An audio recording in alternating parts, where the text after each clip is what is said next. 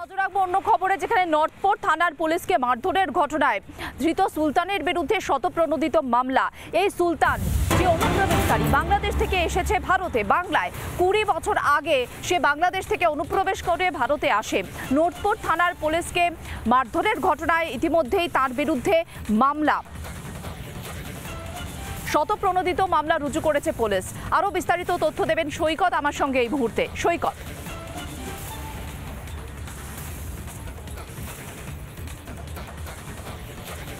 দেখো 20 বছর আগে এই যে সুলতান, যাকে গ্রেপ্তার করেছে নর্থপোর্ট থানা, সে 20 বছর আগে বেনাপোল সীমান্ত টপকে ভারতে প্রবেশ করে এবং এই হাওড়া বা বলা ভালো গঙ্গার ঘাটে যে মল্লিক ঘাট ফুলবাজার, সেই ফুলবাজার এলাকায় আসে। আর্মেনিয়ান ঘাট স্ট্রিট এই এলাকায় বসবাস শুরু করে এবং ফুল বিক্রির পেশায় যুক্ত হয়। এবং এই যে সুলতান, এই সুলতানের আরও একটি নাম আছে বিপুল মণ্ডল। পুলিশ জেনেছে এই বিপুল মণ্ডল নামেও এখানে থাকতো, কিন্তু পুলিশ জানার চেষ্টা করছে এই যে বিপুল মণ্ডল, অর্থাৎ বাংলাদেশি সুলতান থেকে বিপুল মণ্ডল হয়ে গেল, সেই বিপুল মণ্ডল নামে কোনো ভারতীয় পরিচয়পত্র তৈরি করেছে কিনা এই সুলতান। আজকে এই সুলতানের পিসি পিরিয়ড শেষ হচ্ছে, আজকে ব্যাংশাল কোর্টে তাকে আনা হবে, ব্যাংশাল কোর্টে আবার প্রোডাকশন করা হবে। পুলিশ আদালতে কি ইনফরমেশন জানায় সেটা দেখার। তবে পাশাপাশি পুলিশ সূত্রে যেটা জানা যাচ্ছে, এই যে বিপুল মণ্ডল নাম, এই বিপুল মণ্ডল নাম নিয়ে এই সুলতান কোনো ভারতীয় পরিচয়পত্র তৈরি করেছে কিনা, স্পেশালি কোনো ভোটার কার্ড করেছে কিনা, ভোটার কার্ড যদি করে থাকে তাহলে কোন এলাকার ভোটার হয়েছে সেই বিষয়টা জানার চেষ্টা করছে তদন্তকারীরা। কিছুদিন আগে নর্থপোর্ট থানায় টহলরত পুলিশের সঙ্গে বচসা এবং পুলিশকে রীতিমতো পাথর ছুঁড়ে মারার অভিযোগ উঠেছিল এই সুলতানের এগেনস্টে। সিসিটিভি ফুটেজ থেকে চিহ্নিত করে এই সুলতানকে গ্রেপ্তার করে নর্থপোর্ট থানার পুলিশ।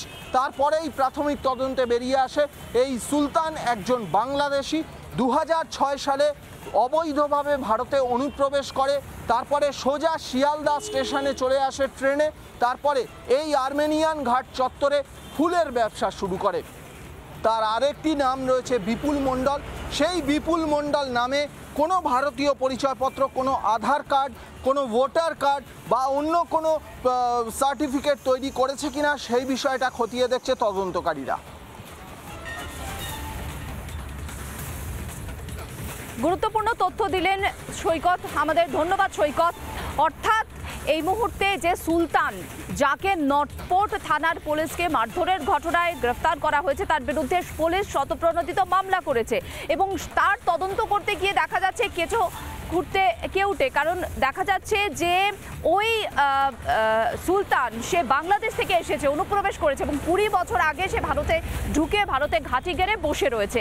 একের পর এক তথ্য সামনে আসছে, আমরা এই খবরের দিকে নজর রাখবো। কিন্তু নানা ধরনের কন্টেন্ট দেখার জন্য লাইক করুন, শেয়ার করুন আমাদের ফেসবুক পেজ, সাবস্ক্রাইব করুন আমাদের ইউটিউব চ্যানেল।